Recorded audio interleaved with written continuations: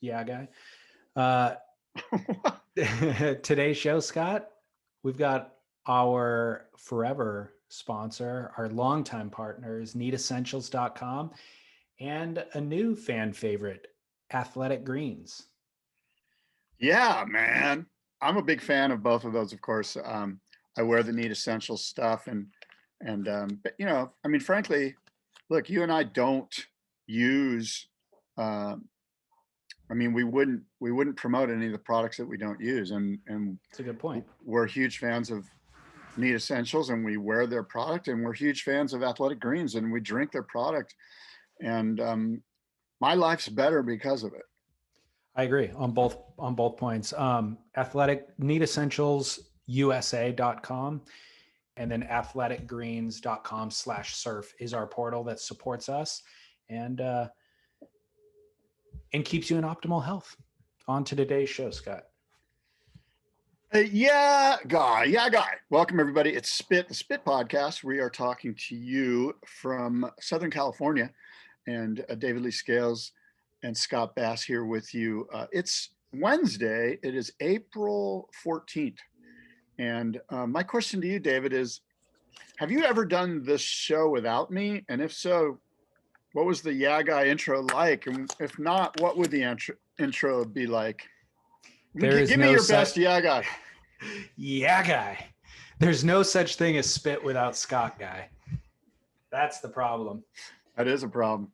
No, I have not. But you, if listeners have been around long enough, this would be a fantastic trivia question for longtime listeners. Yeah. You did an episode of this show before I became, I mean, you had other versions of this show before I came along with a few different co-hosts.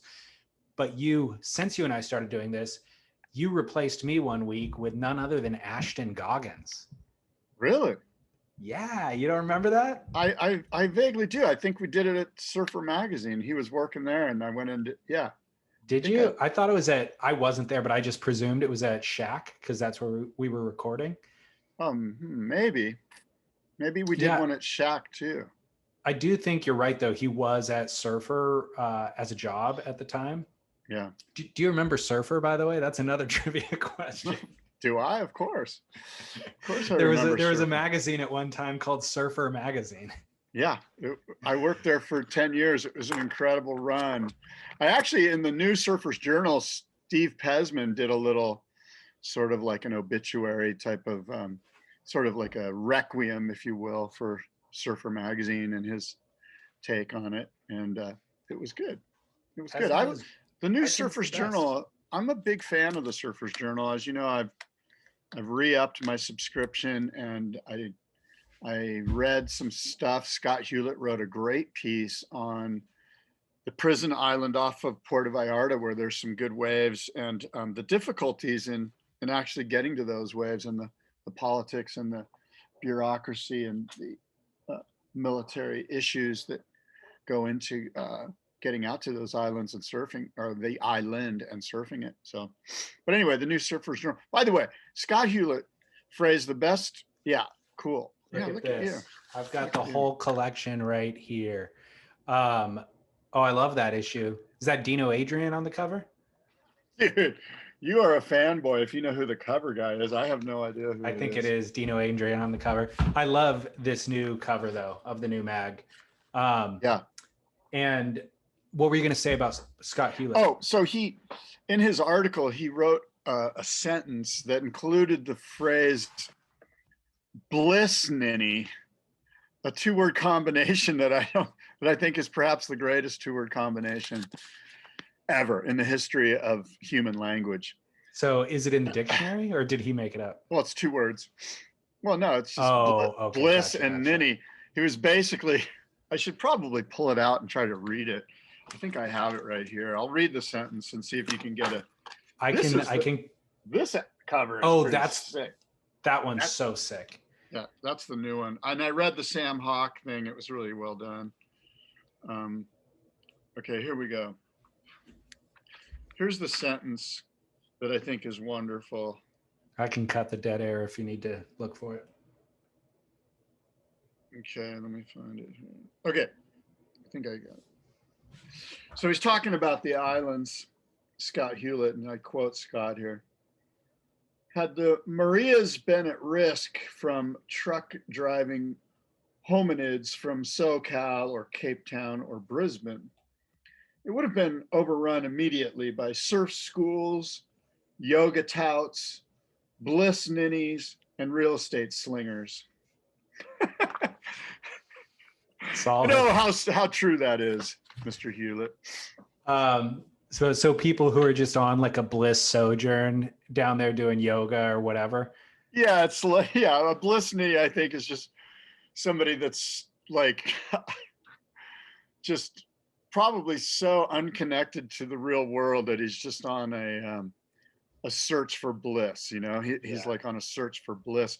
I actually sent Hewlett a text yesterday. I just think I said something like, look, I want it to be known that I am a bliss ninny. There, I said it.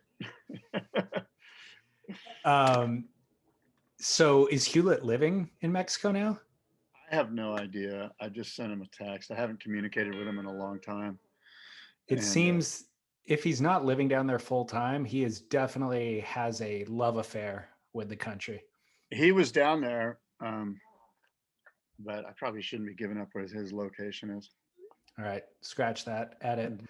You want to see another print publication that I am a huge fan of? Do you get this, Scott? SW, no. SW. Is that probably the one Doherty took over? Yeah, exactly. Surfing World. One of the very few copies that's in the US right now. That's a very interesting, the storyline behind that. Like, what's the over under on how many issues per year, and how long will that labor of love be a part of his activity? I mean, that's quite an undertaking, because I don't think there's any revenue in it. There's revenue in it for sure. I don't know how profitable it is, but they've got, it's chock full of advertisers, mostly surf brands. And I know, because I talked to him about it, a lot of the brands did step up when, you know, that news broke about the transition and him taking over and revamping. And well, I mean, if you're going to put your money, support it. Yeah, I was going to say, if you're going to put your money behind a print surf, commercial product, I think anything that Sean Doherty's got his name on is going to be pretty damn good. Well, and the fact that it's been there since 1962. Yeah. And the other thing is, you can get advertisers for it. They're not going to spend $10,000 for a spread anymore like they did once upon a time. So it's a totally different business now. Yeah. And while there is revenue, I think to your point is it's not going to be the amount of work involved. It will always be a passion project. There's not enough revenue to translate to a significant profit. But the reason why I have this in my hand is I wanted Sean to send me a bunch of copies so that we can sell them through the website as part of our merch offering. And so Andrew Kidman did with his Acetone magazine, which I should send to you. I'll ship a copy. I got some. I actually went onto their website and I sent him an email and I said, hey, I want to support this. So I bought 2 or 3 copies of it just because I wanted to support it. I didn't want anything for free. And that's the thing. We don't want, it's also just a lot of shipping, obviously, to get it from Australia to here. So I just figured if they could send bulk copies over, and I won't even charge for them. I just charged the amount of shipping to cover the cost of it. Yeah. And but I got it. But Sean only sent me 1 copy and he said he'll figure out the bulk shipment thing later. So hopefully we can get that sorted and we can start distributing Surfing World to US. And the thing is, it's not like everybody wants it, but there is this core devoted fan who doesn't want to pay $20 per issue in shipping, you know, when they could pay 3 or 4. Yeah. I could see, being able to distribute that too to places like Mollusk and like the Bing Surf, probably all the, even the Hansons and Surf Rides of the world would probably pay upfront out of pocket to just have that on their shelf, because it's a pretty cool look. And it's a resetting. It's it's like how it was back when I was growing up, or when you were growing up, where you figured out which day those magazines were going to drop and you made a special trip down to the shop to grab them because they were going to disappear, Yeah, there's something to be said for the scarcity, that you can sure. only go to Mollusk and get them. They just get shipped through David. David's not making a dime. He's just doing a goodwill here. And I think that's pretty cool. It's kind of Compared got to a the Surfer's Journal vibe, right? Isn't it like a quarterly or eight? yeah, I think they turned it into quarterly. It's kind Yeah. of fluctuated over the years, but it's fantastic. Like the imagery in it is fantastic, and the writing obviously as well. Um, Yeah. so there is a Save Our Coast. Oh, that's the other thing, is he's donating a lot of the advertising space to nonprofits and just kind of activist causes. So there's an actual full page here of saveourcoast.com.au presented by Need Essentials. So Need Oh, Essentials underwrote this activism, Save Our Coast campaign. So cool stuff like that. Another thing that is relevant to this week is the California Gold Surf Auction, Scott. absolutely, dude. Yeah, I just called you dude. That felt weird. This Friday in 2 days, a little more than 48 hours. Friday, 5 p.m. Pacific Standard Time, the lots begin closing. They close in a staggered function every 2 minutes, and we've got some crazy bids on some cool boards. And the vintage surfboard as an investment asset is a great move, and it's obvious by all the play we're getting. But there's still some great deals available. I think things are going to heat up Friday at 5 p.m. There's people on the sidelines waiting to start throwing down bids. It's going to be a hot and exciting Friday afternoon So here. how many boards total? Well, there are 51 lots. Okay. Most of those are surfboards, but they're actually, speaking of the Surfer's Journal, I have volumes 1 through 9 in their entirety that are in an auction lot. And we've got these really cool, which I think are really cool, these mini Waikiki Rotary Club surfboards that they gave out every year at the Rotary Club. Wow. Dating back from the 50s and 60s, just these small little Rotary Club surfboard collection, which is kind of a neat little bit of ephemera. And I think the rest of it is surfboards. Okay. So, and what can you give me a range of what the kind of lower bids are versus the highest? yeah, there's bids as low as $500 right now on boards. There's quite a few boards in the $1,200 range. I anticipate that those are all going to move pretty quickly. And then we've got boards $15,000, $20,000 right now, which are going to, who knows what's going to happen with those. But we've got some incredible, like culturally significant historic surfboards. The George Greeno carbon fiber edge board is just it's Smithsonian quality. Talk about scarcity. How many carbon fiber edge boards that we have proof that this was George's personal board. I have pictures of him building the board. I have pictures of him standing with the board. All of the Greeno sort of I don't know, connoisseurs, I guess, if you would, have acknowledged that this is the real deal. This is a holy grail. So it's quite a great investment, and I'm looking forward, and I think the vintage surfboard community is looking forward to this auction Friday at 5 p.m. Pacific Standard Time. It's amazing. You're talking about it as an investment. You know why the wealthiest people pay obscene amounts of money for artwork is because it's the safest investment, like bar none, like above real estate, above anything. That level of the art market, when you're talking about Van Gogh and stuff that's selling for tens of millions of dollars, has tracked historically to grow by multiples. And I think that, and it's interesting to actually look into the psychology of it, because it's almost like the people want to pay a premium for it because it encourages the next round of wealthy people to pay a premium for it. There's kind of this agreed upon, but the reality is it's also non-fungible. It's non-fungible. And it's scarce. There's obviously nobody.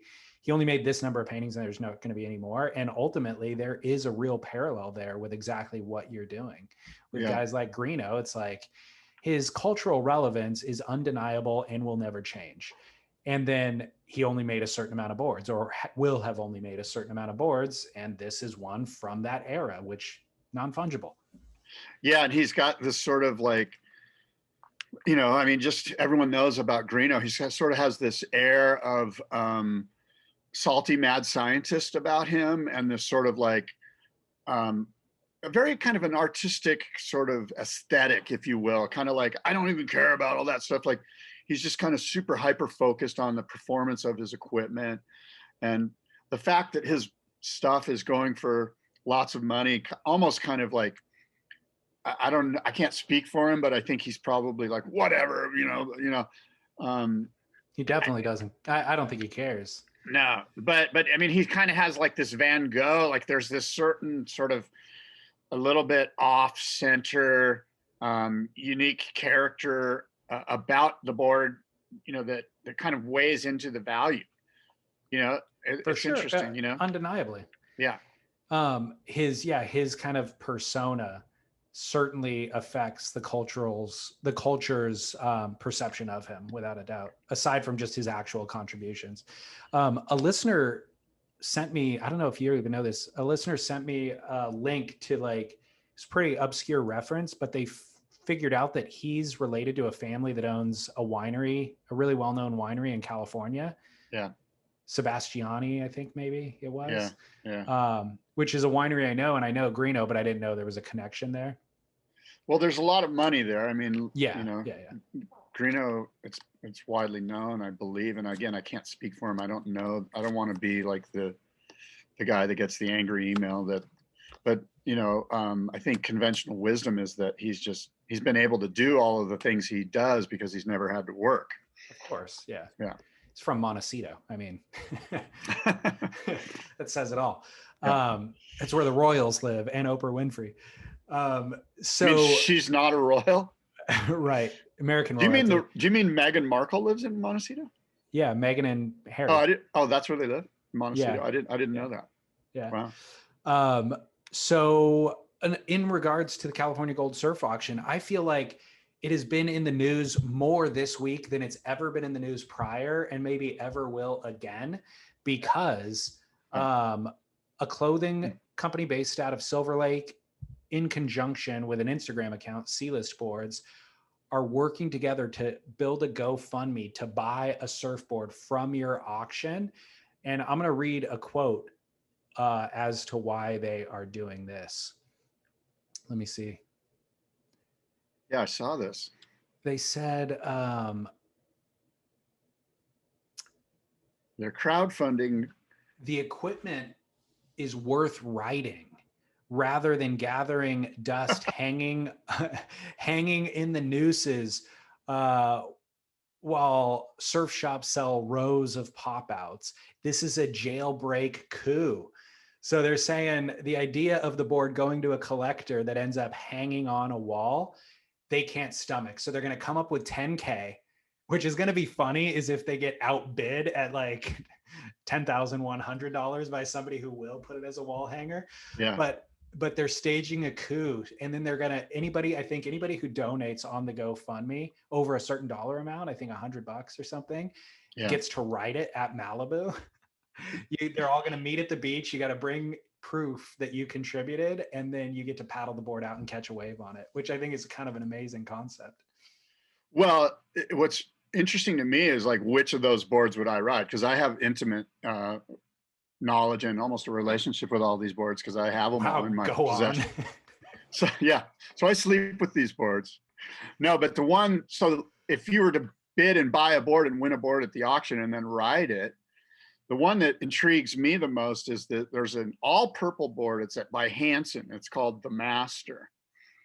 And it's insanely blady and thin, and it looks like it would be a really good rider, especially at a spot like First Point Malibu.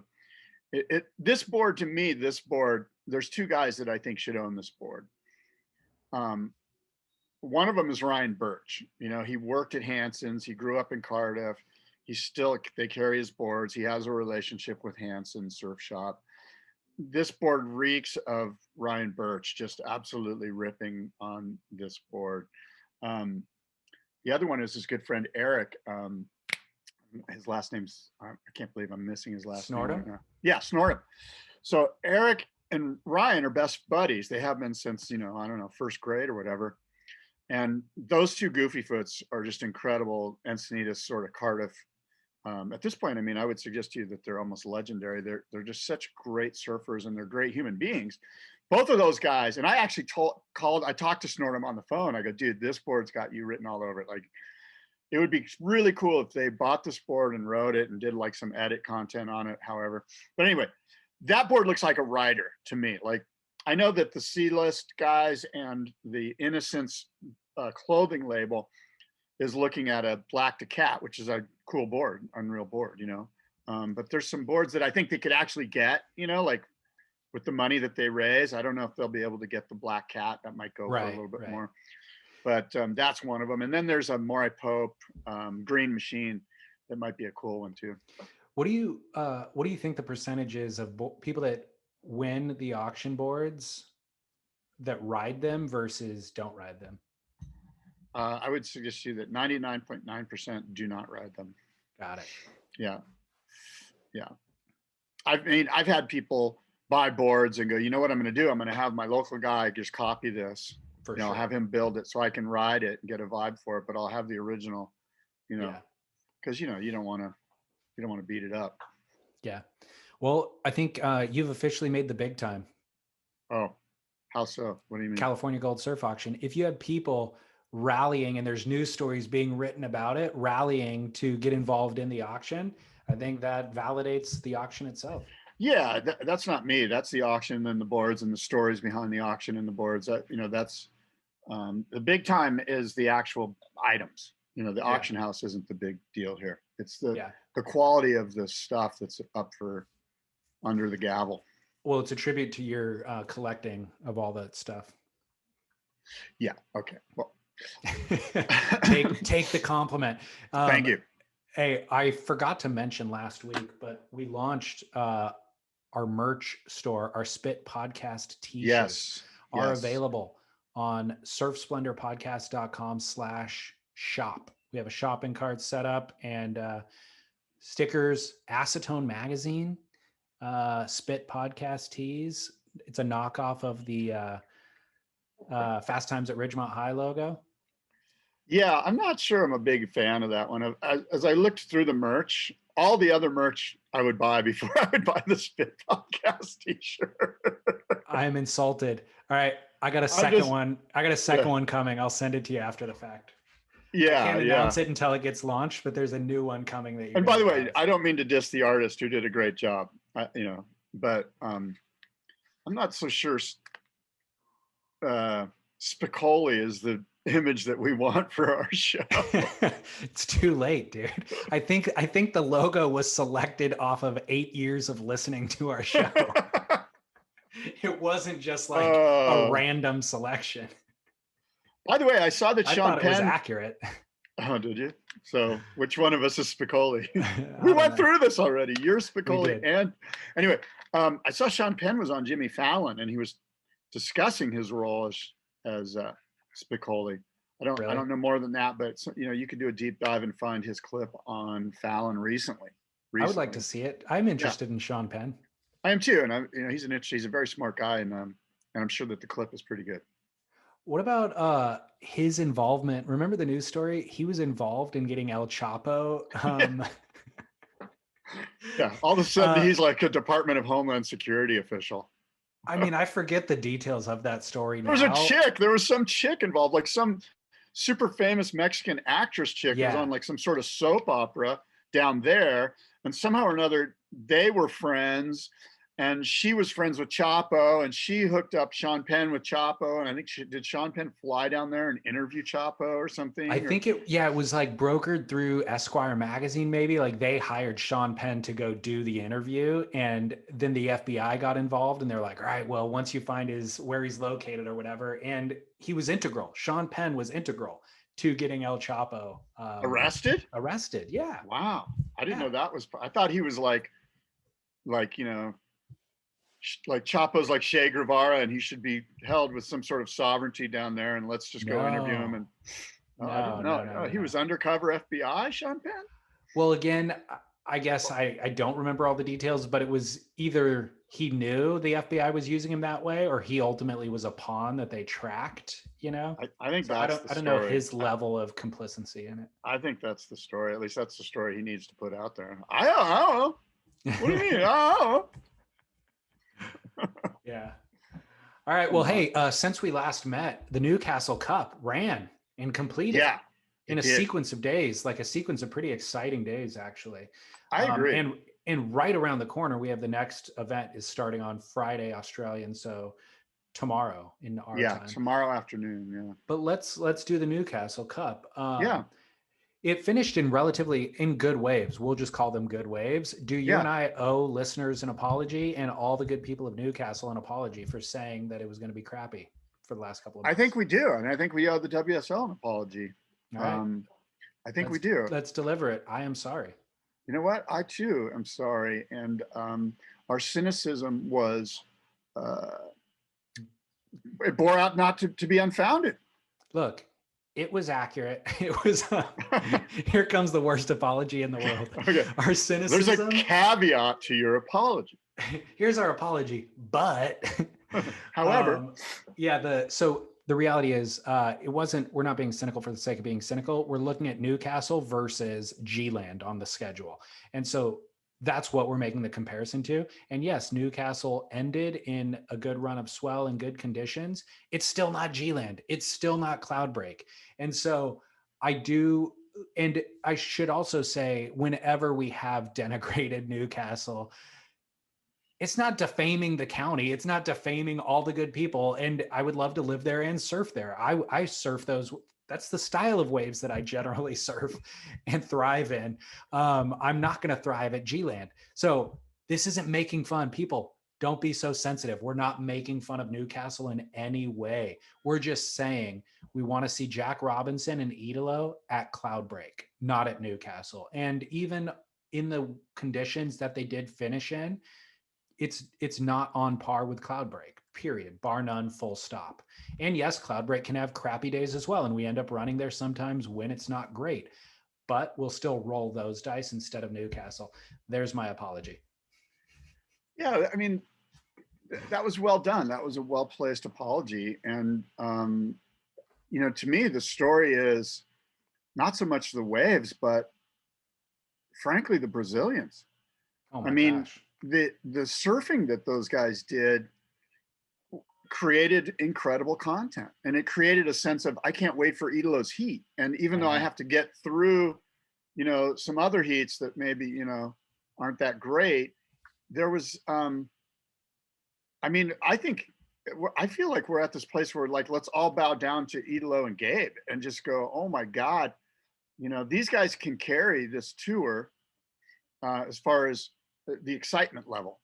It seems like there is no, especially Italo, but Gabe is just a tactician with his incredible explosiveness.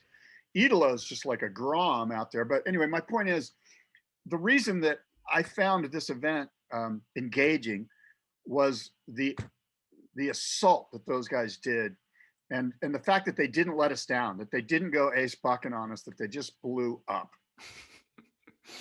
Sorry, Ace. I love Ace. He has become the what's the right word? He's the icon of whenever we want to talk about boring surfing, and it's so not really fair to Ace. Who's the tall ginger Aussie regular foot that forever that regular foot? Yeah, he's retired now from Stratty Island. Oh, Bede. Yeah, Bede, like Ace is the new Bede, or Frederico Moraes is the new Bede. Okay, he can rip off the tops with a tall, lanky style, but he's not Italo. He's not Gabe Medina. He's not John Florence. He's not even these other guys. He's not Felipe. I mean, Ace fits, he is the right guy for us to use for that example, but us doing that doesn't at all represent how I actually feel about Ace. Because when I watch Ace surf, I'm so impressed, and I'm like, holy cow, I gotta remember to put Ace on my team. He's incredible. but he still fills exactly what we're talking about, which is the antithesis of exciting. It's like his surfing quality is undeniable, and he will make heats due to it. It's just it's undeniable when you watch him surf a wave. It's just not, you know exactly what he's going to do ultimately is what it comes down to. Exactly. Whereas to your point, I fully agree. Like those Gabriel, beyond Gabriel and Italo, there was David Silva in this event who I didn't see coming. There was Felipe Toledo who I did see coming, but delivered on the goods. And of course, the Caio Abelli story we're watching for a different reason. There's the Brazilian contingent is undeniable. America has not had it in a very long time, decades, aside from Kelly Slater himself.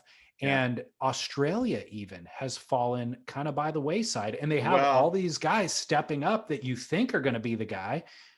Ethan Ewing or Connor O'Leary when he, came on hot. But then they just don't coalesce into an actual patriotic kind of movement. Well, Morgan Sibilic was awesome, right? I mean, that was, he was heads and shoulders above the other Australians, in my opinion. That was a great storyline, and he lived up to everything. So interesting, local guy. This is a phenomenal story. Local guy in his second ever CT event, and really came out of nowhere in the last 2 years. Not only for you and I as Americans, but for Mick Fanning himself. Mick Fanning, who's the most visible Australian surfer and on the same exact team as Morgan, said that he didn't know who Morgan was prior to the Postcards for Morgs film that they wanted to make. And they presented the idea to Mick, and Mick was like, who's Morgan? But okay, like, I'm down. So he does it, and it turns out he's blown away by Morgan too. And so Morgan, I don't know if Morgan's talent developed late and fast, or if somehow there's just so much white noise that he flew under the radar. I think that's what it is. Yeah. Well, so I have a question for you about that. There tends to be a law of diminishing returns with some styles of surfing.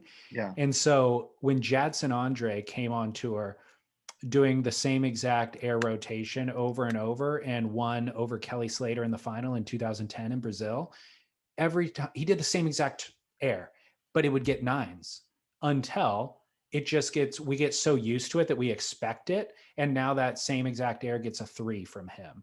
It'd get a 10 if Wade Carmichael did it. But if Jadson does it, it gets a 3. And I think we've seen Felipe Toledo that happen to, where if he, I almost feel like Yago Dora is going to fall into this trap too. Yeah. And the other problem with Yago is he falls somewhere below the other guys we just named. And so it's going to be hard for him to kind of rise above that. Yeah. But I'm wondering if Morgan Sibilic's scores were reflective of the fact that we did not know who he was. We don't know what to expect from him. He's a rookie. It's his second event ever. He's a local boy. And so there's an extra zing that comes with it. There might have been, but I would suggest that could very well be, right? It kind of falls under that scarcity. We're like, who's he? We've all seen Jadson and Julian a million times. Yeah. But, there's like a scarcity vibe, like, oh, and maybe scarcity is not the right word, but there's this fresh guy. And I would suggest to you that he looks like a sparky Julian Wilson. Just extra sparky Julian. Even his mug. Great call. He just looks like a young Julian Wilson with a ton of spark, But in regards to go ahead. Nat Young came on tour, and you mean Ace Buckin? Exactly. Well, we were saying Ace Buckin 2.0. That's exactly what we said. You should call him Ace Young or Nat Buckin. And now, by the way, I love Nat Buckin and I love Ace Young. Those guys, but that's, we've already made our point about them. Now we've got Morgan Wilson. No, Morgan Sibilic stands alone right now. No, Morgan, this is Julian Wilson 2.0. That's what you just said. Yeah, but he'll be Morgan Wilson when we're like, they're the same guy. Right now, in my opinion, Morgan Sibilic has still got some freshness. I mean, I'm looking forward to seeing what happens with him at Narrabeen. I mean, he's got a tough heat too, by the way. His first round. Who's he got? It's all right. It's all right. I had it somewhere, but But it doesn't matter. It doesn't matter who he has because he took down John, you know, at like, I think he has Mick Fanning and Italo. Holy cow. Yeah. And when I say that the Morgan Sibilic, there could be a law of diminishing returns as we get used to seeing his surfing, I don't mean that to denigrate what we saw from him at all, because there was I'd say 3 or 4 turns that he did that you could watch on repeat on slow-mo and you're baffled at how amazing they are over and over and over again. I don't know if you remember that one where it was in the dumping shore break section and he just gets as critical as can be and the bottom sucking out like underneath below him. And he somehow makes that transition in the most critical, insane top part. And then that's sucking out. And then he leans back and makes the drop down that part. I mean, it was gnarly. Yeah. And nobody else was doing it. The other guys were dodging those sections or floating them and then giving up before they land. Yeah, he's incredible. And it's, you know, right now, like we said, he's fresh. And, you know, here's the thing about what we saw from Morgan and what we saw from the Brazilians is it looked like they were free surfing. When you watch Nate Buchan and Ace Young surf, it looks like they're surfing competitively. Right. You know what I mean? Like that backside aerial that Gabe Medina did, that was just, you know, that wasn't like, okay, here goes Jadson. He's eyeing up a, you know, air reverse. This was like, whoa, where did that come from? You know, Gabe going left and doing that huge one on the left. Yeah, those are just spontaneous. And that's what Morgan was providing us, a spontaneity of freshness. And it felt like free surfing. Yeah. 100%. And there's a lot of guys where you're like, oh, he's planning out. It just looks too planned and too competitive. And, you know, I couldn't agree with you more. I don't think most surfers would have even looked at that left that Gabe went on because they're thinking competitively and they're not identifying a score in that left because nobody else has gotten a score on the left. And so that's exactly the type of excitement and also works against that law of diminishing returns that I was talking about because judges haven't even seen anybody go left yet. And so when Gabe lines that up and does it, and then does it bigger and gnarlier and lands it more clean than anything else we've seen, it's undeniable, you know? It just shocks your system. You're just like, whoa. And so it was a great event. It was a great event for what, I mean, I can't believe I'm saying it, but I am saying it because it's the truth. Well, the last couple of days, the last day specifically, and maybe part of the last penultimate day, but Morgan Sibilic, for the record, made the semifinals. So it was a Gabe and Italo final. Italo won 14.94 over Gabe's 13.27, and it was a scrappy heat. I think, well, let me just finish. Felipe and Morgan were the 2 semifinalists that lost in the semis, but we need to really unpack the Gabe and Italo potential rivalry that's forming because they met in the finals at Pipeline for a world title in 2019. Italo beat Gabe. And this was kind of Gabe's chance to avenge that loss on a much smaller stage with less consequence. But really, you think that Gabe still has a real desire to avenge that loss. And to be honest, Italo did exactly what he did at Pipeline. He stayed busy. He just kind of he beat Gabe at Gabe's own game. I agree, and you probably read the same thing I read on Stab that it look, you and I have been talking about the Italo Gabe rivalry for a while, and it's not like it's something that we just came up with. It's obvious in the way that they present themselves to the public that Gabe sort of got this, you know, like tempered sort of, almost nowadays it's like a professional sort of talking points, especially in his interviews. He kind of just says the right things. And Italo's this guy that everyone just wants, you know, he's like, you know, Uncle Italo, you know, he's just like the guy that everyone wants to hang out with. He's got this really kind of sparky, fun personality. So there's already contrast there. And so it's easy to see a rivalry brewing. There's already, to use this sort of trite, hackneyed thing, there's a black hat and a white hat here, you know, and it's great. And I think that, well, I'll ask you, is the Italo Gabe rivalry bigger and more pronounced and more important than a Julian Gabe or a Julian, I mean, not Julian, John Gabe or a John Italo rivalry? It's hard to answer whether it's more important, but I do think it's more earnest Real. and sincere. Yeah. Because I can't think of John feeling angry against Exactly. another opponent. And there's elements of a sibling rivalry almost with Gabriel and Philippe, or Gabriel and Italo, because they're both from Brazil. They both kind of came up through the junior ranks together. They're both goofy footers. They both have a lot of the same skill sets in the water, airs, barrels. Yeah. And so it's a more, I don't know, you can sense that there might've been already them viewing each other as a real foe and opponent coming up together. I think it's exciting. I think it's exciting. It's super exciting. It's like, I'm all in on the Gabe Italo rivalry. I mean, it's because it's so real. It makes it really difficult for John to insert himself into this conversation, to be honest. Like, he's going to have to come in and completely disrupt what they've got going on if he wants to vie for the spotlight, I agree. That's actually an interesting side note, is that there's almost like this Gabe and Italo versus John rivalry, those two versus Jim, because John, it just seems a little vanilla. It just seems it just doesn't seem to have the spark of the Gabe Italo thing, Yeah, completely agree. You said black hat, white hat. I know that's almost doesn't feel. No, but Gabe's hair is actually black and Italo's is white. He's bleached it blonde. Perfect. So it actually fits perfectly. Yes. I love it. The other detail here that's worth noting is we tend to see a sophomore slump oftentimes, and it's not necessarily on a sophomore title.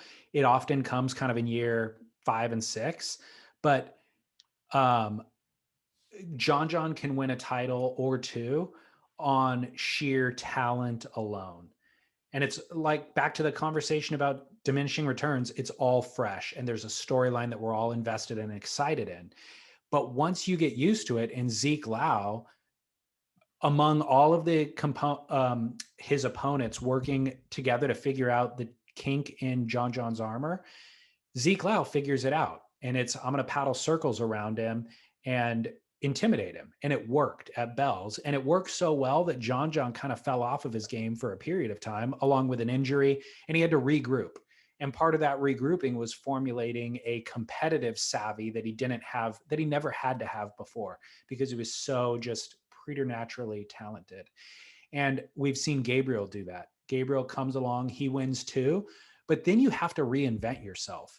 Kelly reinvented himself a couple of times, and I'm wondering if that's going to happen with Italo, where he's still riding that initial ascent. He's got the first world title. He might even get that second world title, but where does Italo go from there?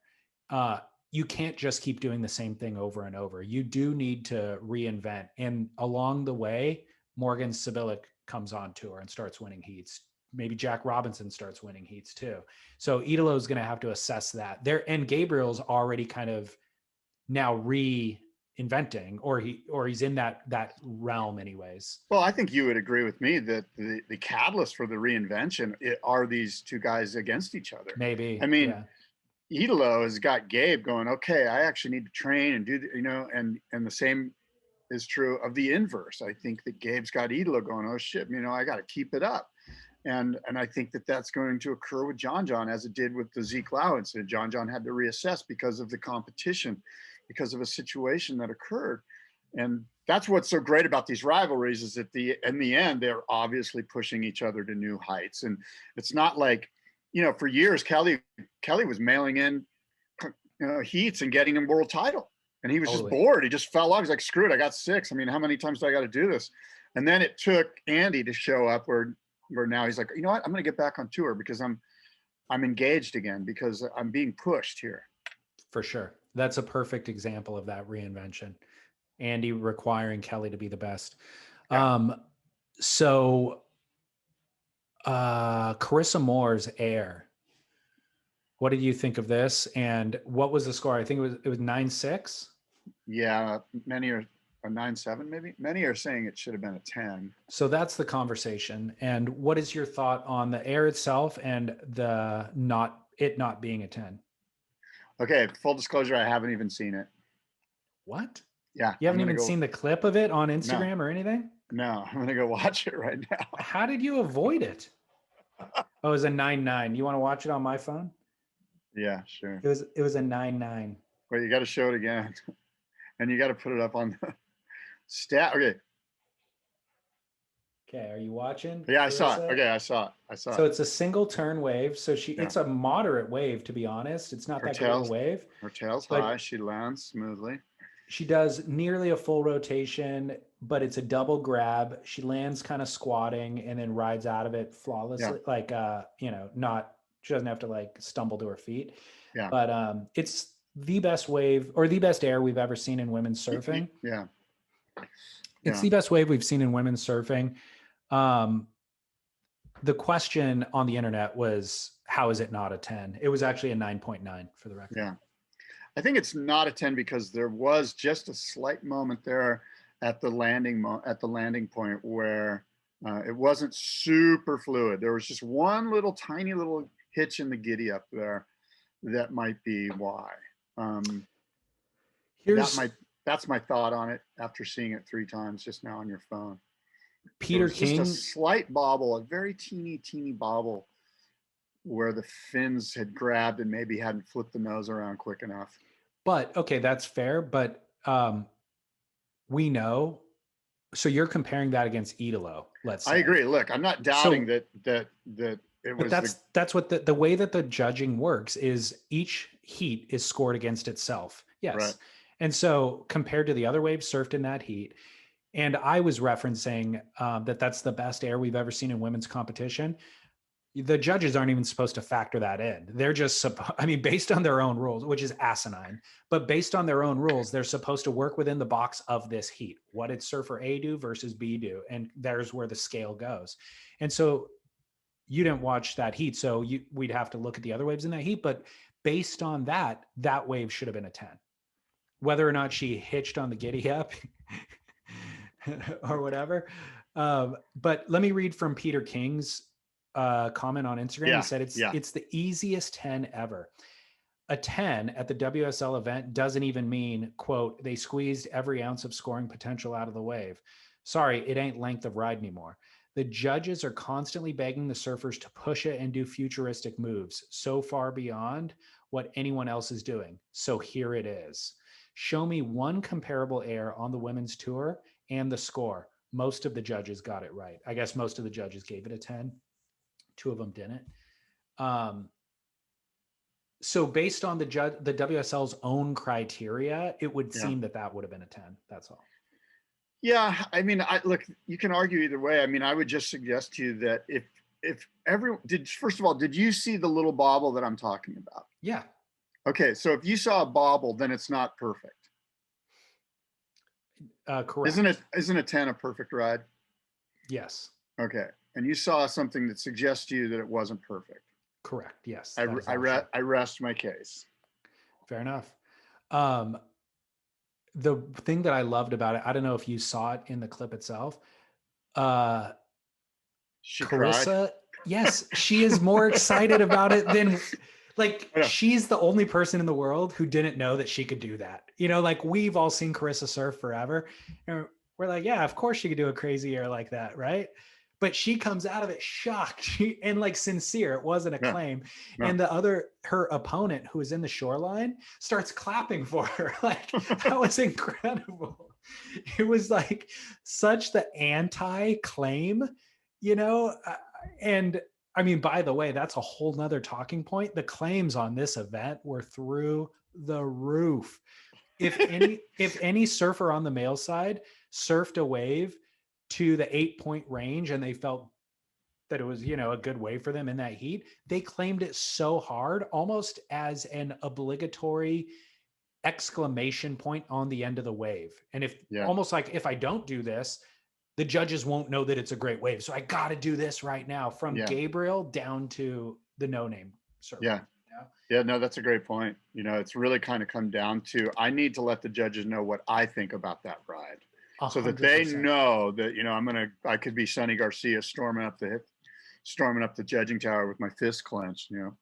Which a part of me appreciates the passion of it, but a part of me is also like, it's undignified.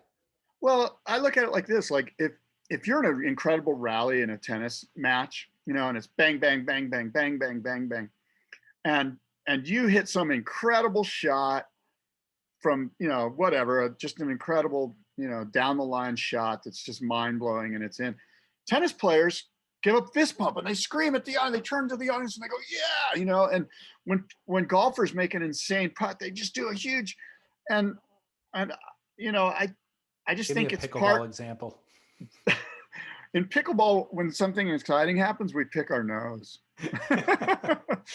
No, I just think that most of them are sincere, and I just think it's part of sport these days. I mean, there's the touchdown celebration in the NFL. I mean, there's soccer guys sliding across the grass. You're now conflating very different things. The touchdown one is something that's rehearsed in advance, and they're but there are sincere, spontaneous ones. The ones that you explained previously are sincere. And that's my point in surfing, is that we need to delineate what those two things are. And everything that we saw in Newcastle was the touchdown dance. It was, and Gabriel shooting a 3. Like Gabriel, like, oh, and somebody commented like about, oh, is that his claim that this is going to be his 3rd world title? You know, that's a 3-pointer. That was incredible. That was definitely planned out. So that's my point is, I remember an example, there's probably been dozens since, but Kai Otten in Chopu falling out of the sky, landing in the gutter of a wave, like an actual like 10 foot tall, 10 foot wide Chopu barrel, lands in the gutter. The thing like spits and you're like, oh shoot, did he just get sucked back into that thing? And after the spit, he comes out and he's exclaiming for the exact same reason that Carissa was, which was he doesn't even know what happened. He went into autopilot and now he's looking at boats in the channel and he realizes that it must be a 10. It was pure exaltation and it was earnest.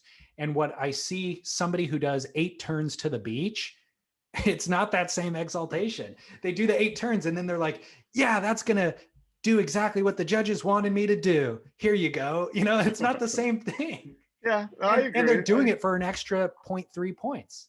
Maybe. I mean, I don't know if the judges are giving him that. By the way, it's not autopilot, it's Otten pilot. But nice. Yeah, Kai Otten pilot. Either way, like the 3-point thing, like I just think it's part of our culture now, and I'm okay with it. Like, and by the way, it could end up working against guys. Like the example you just gave, where there's a guy who does 8 turns to the beach and then goes, time for the fist pump. At some point, we're going to kind of go, okay, whatever, guy, you know, easy there, Ace. I'm afraid that we're in this consensual hallucination that is the judges are affected by it. The judges are hallucination. Did you get that from the Prof G podcast? Of course it is. Of course I did. That's an awesome. That's right there with bliss ninnies as a great 2-word combo. I was actually I was going to say something else and then I realized that applies. So I don't know if you heard me pause before I said it and I looked at you to see if you would catch it. I love that phrase, consensual hallucination. Anyway, I don't want to, go ahead, keep going. Yeah. So that's all that I mean is like, I think that we're at a place where the judges, they like the showmanship of it. And I think that they are.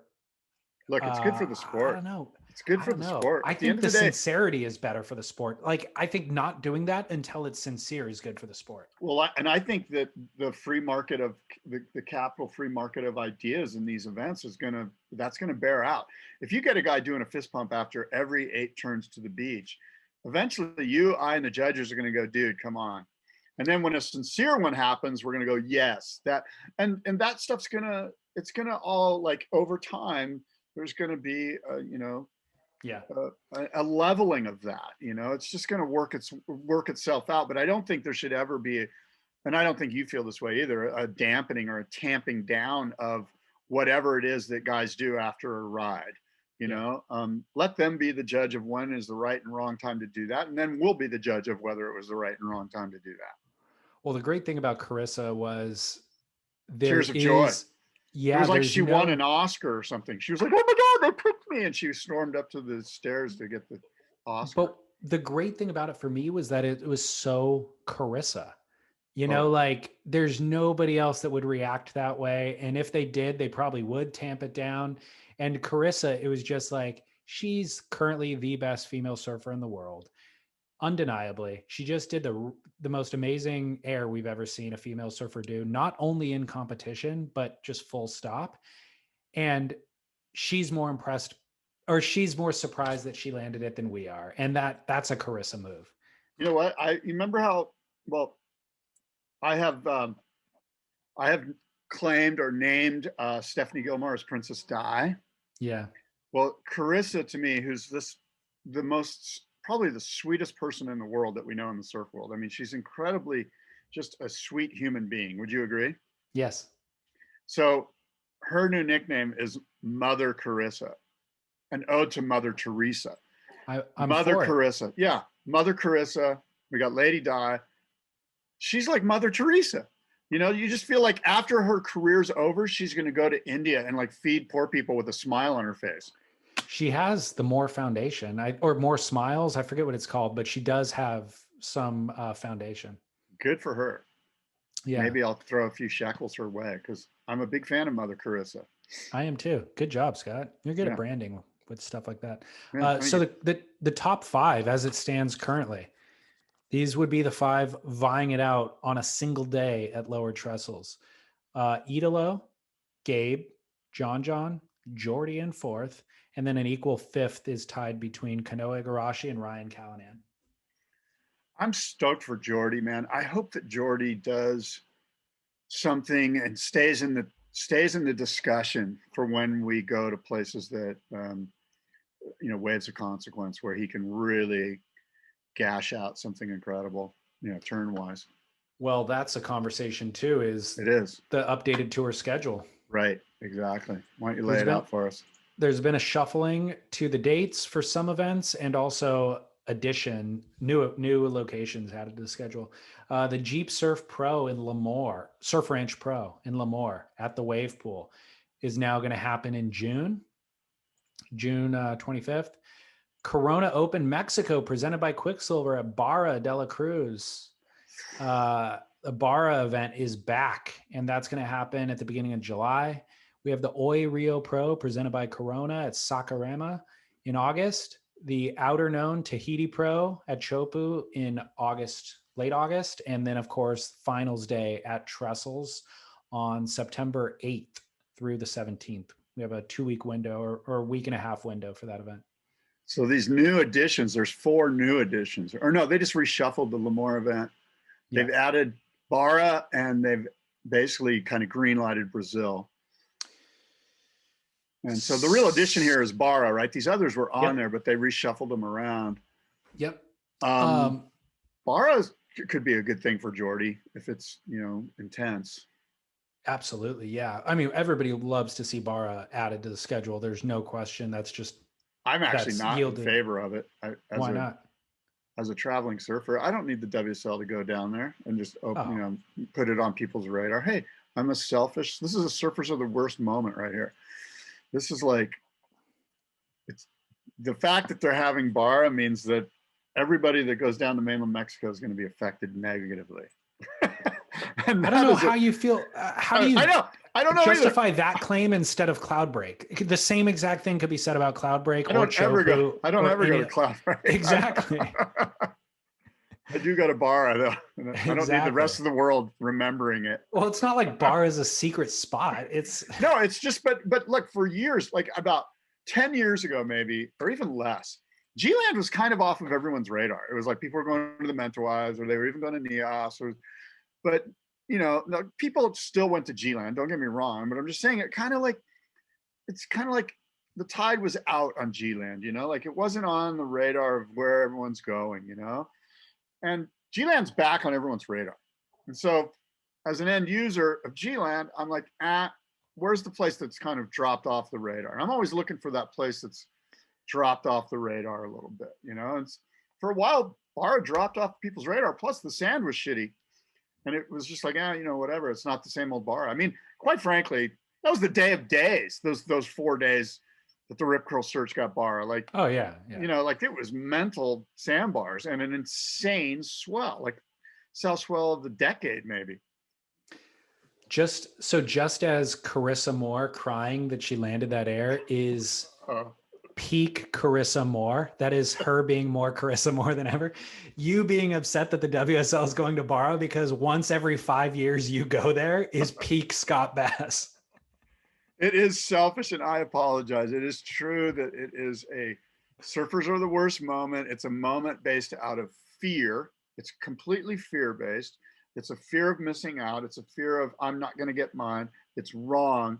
And it's not what I should be all about. And I'm just saying sometimes my character defaults, which is what this is, it's not a character defect, it's a character default, kicks in. And I got to step back and realign myself and say a little prayer and kind of go, you know what? Okay, let them, I hope it's pumping. I'm excited that and I'm excited that other surfers are now going to go down there and catch these waves. I've already made the adjustment. Awesome. Look at you in real time. So as a podcaster and a fan of watching surfing, yes, it's a great event to have, right? For sure. It's a great venue for surfers for the world's best surfers to be able to perform to their peak. And I'm assuming it'll be really good for the community, the Barra de la Cruz community too. I'm sure that they're going to benefit greatly from it. And so I'm glad for that as well. As it relates to, Lemoore, I don't love seeing Lemoore. I don't either. As a tour stop, but also as leading towards this top 5 point scenario. I don't either. And you're talking about Jordy. I know is the one who gets affected the most by Surf Ranch because he's big, and it's hard to surf that wave when you're that big. So Jordy could fall out of the top 3 by virtue of Surf Ranch being on tour. And I suppose he could do well in Mexico. I think that does play to his strengths. Tahiti isn't a great venue for Jordy. I think he has made the semifinals there once, but as a rule, he's not great on his backhand. Do you think that Rio even happens? I hope not. I doubt it.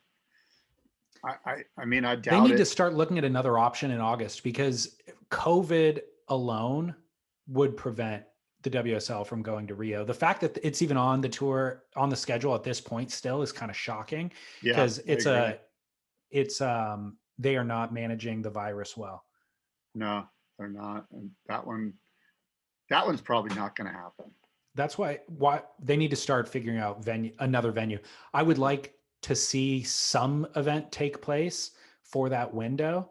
You know, then we could get a full. I think that would be. They're going to be in Mexico. 4, 5. That'd be 9 events.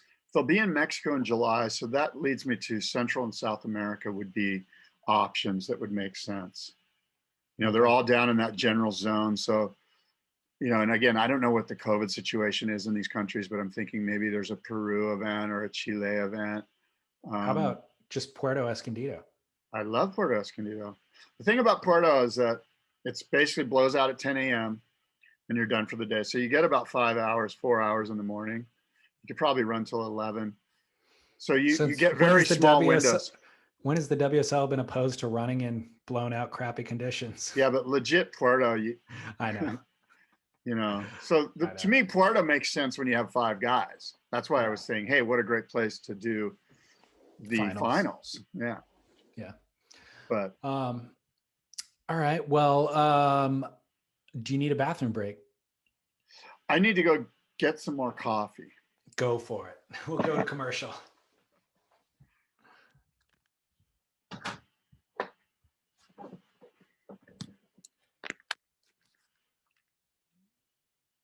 Yeah, Guy, we're back. Welcome back to the podcast.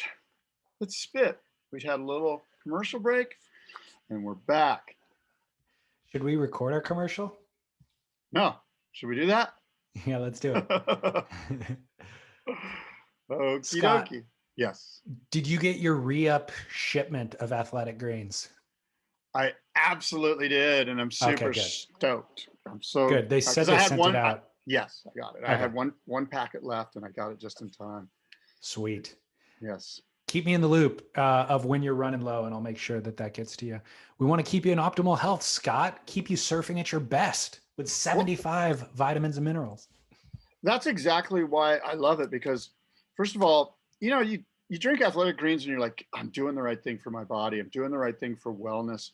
And that gets me into a mindset of, you know what, I'm going to do a little bit extra exercise today. And I'm going to surf in the crappy waves just for a cardio. And I'm just going to do sprints to the lineup and back. And it just puts me in the right headspace, as well as the great things that athletic greens is doing for my body. It puts me into this headspace of wellness and fitness and goodness. And then that elevates my mental game, the way my outlook on life, where there's more honesty, there's more kindness, there's more open-mindedness, there's love, there's all these wonderful things that come from athletic greens. Do you think that is like psychological, just knowing that you're doing the thing yields those results? Or is it that the nutrients in the product itself are activating synapses in your brain and making you actually more efficient and effective? Well, the good news is there's not many synapses left. So they're for sure, what's left up there, they're firing them. But I do think it's more psychological, which could be argued as a synapse fire as well. That's a good point. I mean, it's really impossible to tease apart, but I found the exact opposite to be true as well, which was I ran out of athletic greens like you did. And I had a couple of down days, like 3 or 4 down days in between, and I fell out of rhythm. So when the new package showed up, I was like, it took me 2 or 3 days to incorporate it back into the routine. And through that time, it just threw me out of whack, and it makes me realize the importance of routine and making things, just setting up systems in place to help you succeed. Right. Because once I got out of whack, it then I just developed bad habits, and it gets hard to get into the good habits. So if you just have it there and it's a scoop and it's what you do by rote, you get good results. Yeah. I got to admit, it takes off one more thing off your checklist. It's like, I don't have to worry about nutrition. I don't have to worry about where that thing is. I just do it and it's done. I get into this really bad Lorna Doone addiction. Oh. Do you know what Lorna Doones are? The cookies? Yes. The cookies, the Lorna Doones shortbreads. They're so good. So anyway, the athletic greens gets those things and the sourdough bread on the back burner, and I'm more focused on. Or does it allow you to indulge in those things? Okay. A little bit of that. Yeah. Well, I think listeners have heard the ad copy about the 75 minerals, vitamins, all of made in New Zealand, organic, all of that stuff that replaces basically a wide variety of supplements. There's people taking dozens of supplements, filling up their bathroom counter. This actually replaces, and it's all just in a powder. So they know all that. But athleticgreens.com/surf is where you go. It's our portal. It supports our show. athleticgreens.com/surf. Go there right now. Do yourself a huge favor and your body a favor.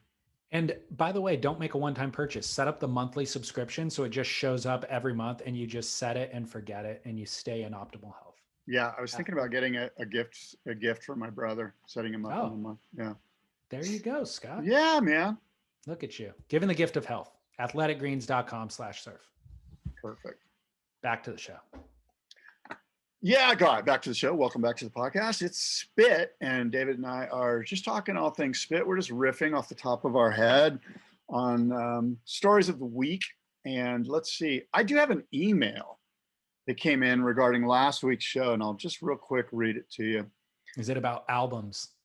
No. Oh, okay. Did you get one about albums? Yeah, I did. Okay. I got a few, but go ahead. This one is about, is it Florence X Marine, or is it Marine X Florence? Florence Marine X. Florence Marine X. Okay. This guy says in an email, "Evening, chaps. Thanks as always for the top-notch surf chat. In reference to episode 202 and your conversation about Florence Marine X, the surf and sailing crossover space, I wonder if there could be a market space opportunity for this brand. I can envision a range of practical goods such as dry bags, UV rashies, windbreakers, appealing to lovers of various water sports. And if the visual language were more subtle or discipline agnostic, like Patagonia, for instance, it could successfully bridge the various water interests. Were Bob, John, and Pat and the Hurley or the Kandui team to develop similarly practical and tasteful products as Patagonia, I can see them being popular with a certain audience. I could see me browsing the Florence Marine X range upon launch, even if I'm unlikely to do much sailing anytime soon. Anyway, keep up the sterling work. Warm regards, Danny and Yago from Cornwall. So he basically makes the point that you were making last week, that there is an opportunity for this bridging of the water sports sort of categories, if done sort of expertly and almost athlete agnostic or sport agnostic. Again, you and I speaking about John's name being in the brand name, that's sort of new territory. Who's Yago? That's his dog. Oh, is it Jago? Jago? No, I don't know, but I did want to acknowledge his dog because he said he listened to that and wrote part of the email while he was on his walk with his dog, and so he signed off with his dog. Is it Jago? Jago? Yago? I don't know. Where in the world was he from again? Cornwall. Cornwall, that's right. Cornwall, yeah. England. So didn't he reference also in a portion of that email Oxbow? He did. I edited his email for listeners. Yeah, absolutely. But he did mention that, which I think was an interesting reference because he's right. That is a comparable. And it's also a brand that was only ever on my periphery. They had a couple of ads in magazines. Laird, I think, maybe have been writing for them at a period of time. But I think that they had a much bigger presence in Europe. Exactly. Yeah. And their USA presence was mostly in Longboard magazine, I think. Yeah, because they sponsored the Longboard Championship. Yeah, but that is kind of servicing that same demographic that we're talking about here. I've been having conversations with the team over there at Florence Marine X. They're launching product next week, just FYI.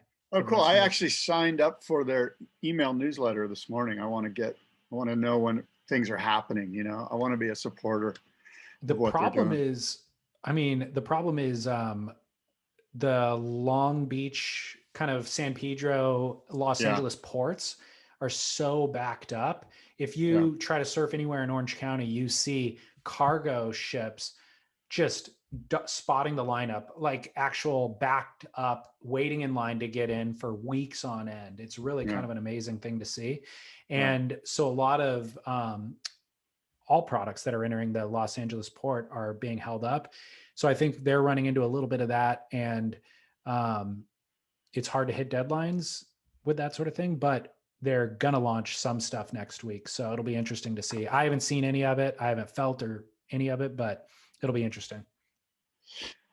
Let me ask you this: Reef Hazelwood or Mick Fanning? Who's going to go further at the Narrabeen event? Mick or Morgan Sibilic? Morgan. If you could throw a few dollars on somebody to advance out of a seeding round, a first or second place finish and going straight into the elimination heats, wouldn't that be a fun thing to do? I guess what I'm getting at is, it seems like, so what the Professional Golfing Association, the PGA Tour, is doing is they're getting into bed. They're starting to unwrap this concept of sports betting and being engaged with it and letting their fans be engaged with it right through the PGA Tour distribution points, websites, and social media and so forth. And I think it would obviously mean a lot to the WSL if they could somehow maximize and create betting exchanges and or partnerships with the DraftKings of the world, these USA betting exchanges. I think it would be fun, and I was doing some research on it. I wanted to bet on Miguel Pupo to get out of his first round heat. He had the best odds. Basically, if I bet 5, I was going to make 25. And frankly, I think Miguel Pupo could do pretty good in crappy Narrabeen less. I could see that kid blowing up, and so that's like, I'm like, that's a good one. But, there was nowhere to do it. I tried to sign up, and they wouldn't let me do it on Ladbroke, which is an Australian betting site. And once I put in my country, they're like, nope, can't do it. There's no betting in your country. But I would think that somebody within the WSL structure would be looking into creating, because this is opening up in the USA. Sports betting is going to be happening. It's already legal in many, many, many states. And it's just a matter of time here in California before it's allowed. And I don't know. I'm looking forward to the day, and I'm hoping, I guess what I'm saying is, Eric, if you're listening, I know you've got somebody in the field that's exploring this, and let's see this happen. Yeah, I'd like to see it as well. And we totally forgot to mention that, by the way, Mick Fanning is competing at Narrabeen. Right. What are your thoughts on Mick, how well he does there? So I think that he could do well there. I think he'll make heats for sure. I don't think he's going to make the quarterfinals or anything like that, but I think he absolutely is a 3-time world champ. He's not far off of his game at this point. It's not like he's been retired for 10 years sitting on the sofa. He's had 2 years off, and he's got a family now. Like, he focused, but he's still surfing. He's still relatively fit. I've seen him surfing very, very sharp on short boards. And he hasn't transitioned to the mid-length. And so I think that he could absolutely take out the bottom 15 without really much effort. What I think would be super interesting, this is a very far-fetched scenario, but what if he does well? What if he makes the semifinals? What if he wins the event? He will absolutely take a wild card into the next event. What if he does well there? What if we find Mick Fanning in a top 5 scenario going into lowers, winning a 4th world title at lowers? Yeah, that's a Hollywood script right there. I doubt it very greatly, and I know you do too, just because, I mean, we talked about it earlier, this Italo, Gabe, the stuff that they're doing. Mick doesn't have that game. Mick's like, yeah, he can win J-Bay. You know what I mean? Yeah. But he's not going to win. He's not going to do anything at Narrabeen, I don't think. I mean, he might get to the elimination rounds. He might even get through one more heat. Just imagine 3-foot kind of like crappy lefts where he's going to be just doing top turns. Do you ever see Mick Fanning doing a backside aerial? No. Yeah. It's not going to happen. And so Narrabeen's sort of a weird choice. It's almost like Rip Curl's like, what should we do? Mick, are you into it? He's like, yeah, why not? I'll give it a rip. That's exactly what I think it was. It's like, how do we need to drum up excitement for this event? Yeah.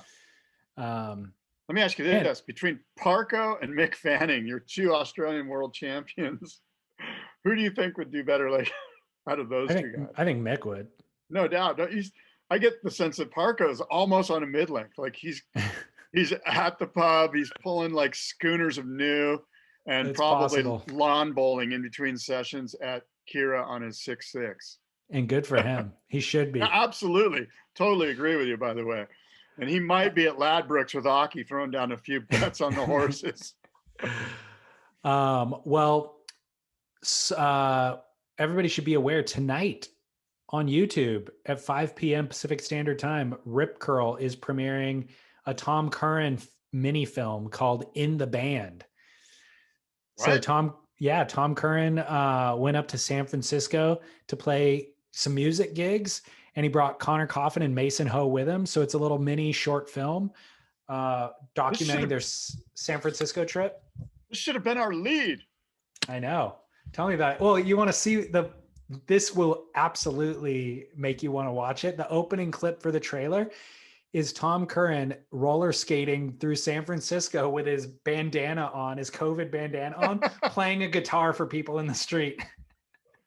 Almost like he's advertising his show that night, and he's just going down the street playing guitar for people on roller skates.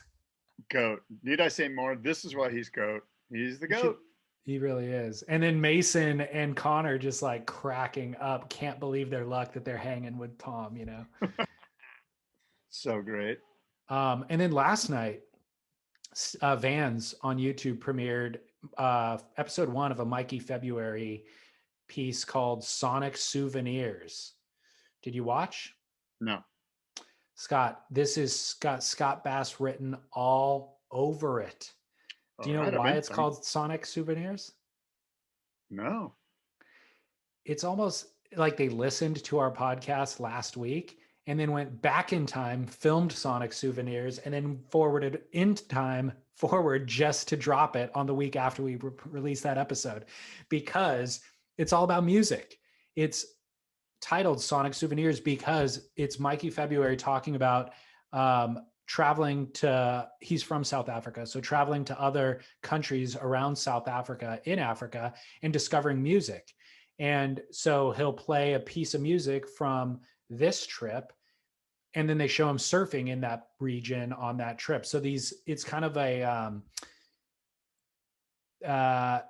partnering trips with the music discovered on the trip, but also infusing different boards. Like this style of wave calls for this type of board, so he's riding a twin fin there or a mid-length at the other spot, and it's almost sounds manufactured or I don't know what, but it's not. It's really, really well done. It's really tastefully done.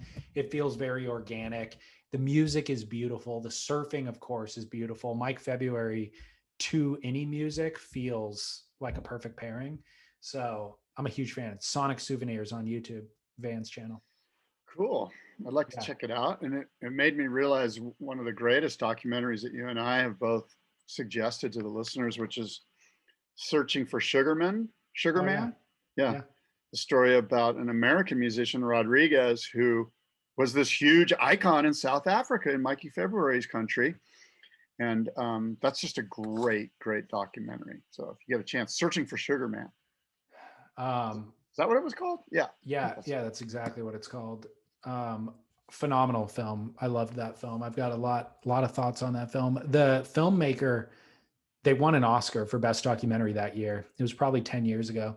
He shot it on an iPhone. Wow. And this is before iPhones were commonly used. I mean, now people make films on iPhones that end up, in theaters, but at that time, that was a real novelty. And ended up getting purchased. I forget the company that bought it, but somebody bought the film, and then they went back and reshot like all the interviews and added a bunch of illustration, like animation, to fill in the gaps for archival stuff that they didn't have. So the end product that you see now isn't all on an iPhone. He did use some of like his original trip to South Africa. They used some of that in the final film, but the idea that a filmmaker with no budget finds this story, tracks down all of the key players, and solves a mystery, because there was a real international mystery that was happening there. Yeah. And solves that with an iPhone and no budget, and then is able to sell it. Some big production company buys it, fancies it up, adds higher production quality to it, and then they win an Oscar for it. Is a really, really remarkable story. It is. And the story itself is insane, right? It's this idea that insane. Like, I guess the best way to maybe put it would be, if Bob Dylan was, say, Irish, and we all know Bob Dylan in America is this incredible talent that has changed and transformed our culture here in the United States, but he's from Ireland, and he had no significance at all, no hit songs, he was nothing in Ireland. Like the Irish were like, whatever. Yeah. And he was working construction. Yeah, he's working construction in Ireland. And you and I were like, hey, is this Dylan guy still alive? I love whatever happened to that guy, And we go and find out that he's in Ireland working construction. And unbeknownst to him, he's a huge hit here in the Americas. And because of the blockade, the information blockade due to apartheid in South Africa, they didn't have access. So in South Africa, he was huge, and they just presumed he was huge everywhere in the world. And little did they know, Rodriguez presumed that he had never had viable success as a musician. He made 2 albums that were distributed. It wasn't by Motown, but the guy that ran Motown, Clarence something, was running the record label at the time. And it's a record label that we know, like it's a big record label. So he made those 2 albums. The album didn't do anything in the US. So Rodriguez just went back to working a construction job where he's been for 30 or 40 years, living in poverty. In Detroit. In Detroit, no less. And when we find him, spoiler alert, we're ruining the entire film now. When they find him in Detroit, he has like a wood burning stove in his home to keep him warm. He doesn't even have central heating or anything like that. But they talk to the construction foreman and they're like, yeah, he would show up in like 3-piece suits to the construction site. Like he just had it. He's an artist, you know? Yeah. And despite making no money for all this time. And then there's actually a 3rd act to the film that is very heartwarming that we won't spoil. Right. But it's a phenomenal story. Yeah, check it out. Searching for Sugar Man. It's a great documentary. And as David mentioned, Academy Award winner. I love when they interview Clarence, whatever his name is, from the record label. And they're like, we talked to the South African distributor who was making millions of dollars on this and sending them to you in America. What did you do with all that money? And how come it never made it to Rodriguez? He's like, what the heck, man? I don't know my accounting from 30 years ago. I can't, you want me to look up the file? Like, I don't know. Those records are gone. I didn't even get them. You know what? They went to somebody else. And they're like, well, we have the paperwork here. It went to your name at this address. And we have records that you were at this address. In fact, you were the one that cashed those checks. Where did they go? Oh man, I don't know where those went. It's just like, what? Oh, music industry scam. Fully robbed Rodriguez of all of his proceeds. By the way, I watched a documentary on Netflix called The Lone Star. And it's about Stevie Ray Vaughan's last years, you know, from like 86 to 90, basically from the time he got sober to the tragic death in 1990. And it's really, I mean, I loved that documentary. So if you're a Stevie Ray Vaughan fan, or you just want a good story, check out Lone Star on Netflix, a documentary about Stevie Ray. I'll check it. I am always looking for good documentary, and I feel like I've found them all, and I'm waiting for new ones every week on all the different streaming platforms, and that one slipped under my radar, so I'll definitely check it. Yeah, give it a good look. Very cool. All right, Scott. Well, you have Dukes, Kooks, anything? I do. I have some stuff. Couple things. I got 2 new boards being built. Jesus. One of them's being built by Jordy's dad, Graham. Graham Smith's making me a board. Yeah. How'd you hook that up? They reached out to me. They're like, "Hey, we want to make you a board." Yeah, I swear to God, I love it. I'm gonna have Scott Bass. I'm gonna have G on the Boardroom podcast. Actually, there you go. And then JT Justin Turnus from Dark Arts is making me a dad bod. So I got 2 new kind of like tri-fins coming my way that I'm excited about, and I'll let everyone know about how those go.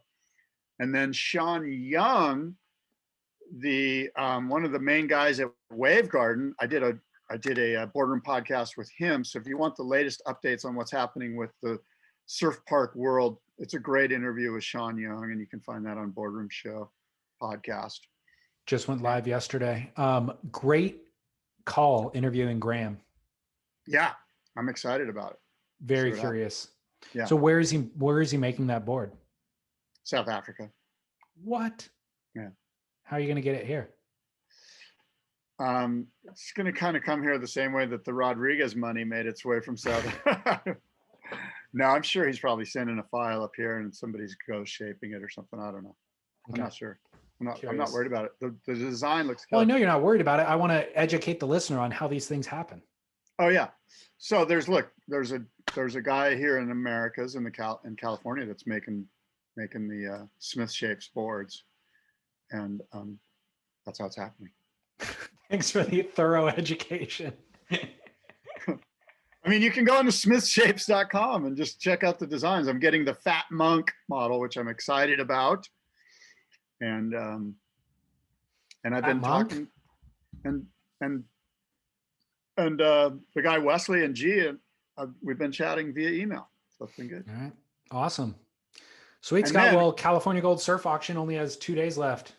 That's right. You must be busy to get somewhere this morning, huh? Yeah, it's 8:30, dude. I got to tell you about my must-see moment. Okay, please. Is important. It's Kai Lenny with straps on. I already knew what it was. And I think that Italo should wear straps in the Narrabeen event for 2 reasons: to highlight how lame the seating round actually is, and 2, to set a new standard for wow factor, to blow Gabe's mind with high performance surfing without much risk at all to Italo's 2021 title campaign and his defense of his title. So for those 2 reasons, Italo should strap up in the first round of the Narrabeen event and just absolutely go mental with some layout, friggin' just some insane, I don't know what the phrase is, some insane layout aerials where it's just mind blowing. Italo in straps via Kai Lenny's Instagram feed. I like where you took that, but I don't like where it started. You've lost all your core credibility. If your must-see moment is a guy wearing straps in a wave pool in Texas, yes. What has this show become? You know what? I'm all about fun and inclusivity. You know, go to Barra while you're going to Barra to surf. Feel free, go. I want you to enjoy it. You should. You deserve it. Watch the Kai Lenny thing while you're on the airplane. It'll blow your mind. What's wrong with straps? Think about it. Straps have been around in windsurfing and tow surfing. I mean, they're basically just wax on steroids, just a way to keep your feet attached. I don't even know who I'm talking to anymore. My only rationale for any of this is that you're trying to smokescreen people, get them away from Barra, send them to a wave pool in Texas. That's where all of this is motivated. Are you telling me that it would blow your mind that if in 5 years every surfer on the CT had straps on their board? It's an entirely different sport. It's not even relatable. What do you mean? They're riding waves and doing aerials. Yeah, it's infinitely easier to land something if your feet are strapped in. It's very different than what surfing is. Infinitely easier to surf with wax on your board than to not have wax on your board. Well, you make a compelling argument. I don't know how I can argue against that. I got to get out of here. Okay, I hear you. That's my must-see moment. We'll pick up this strap argument next week. We need to. Okay, perfect. All right, well, look. I'll prepare opening statements. Yeah, you need some. Until next time, everyone, adios and aloha.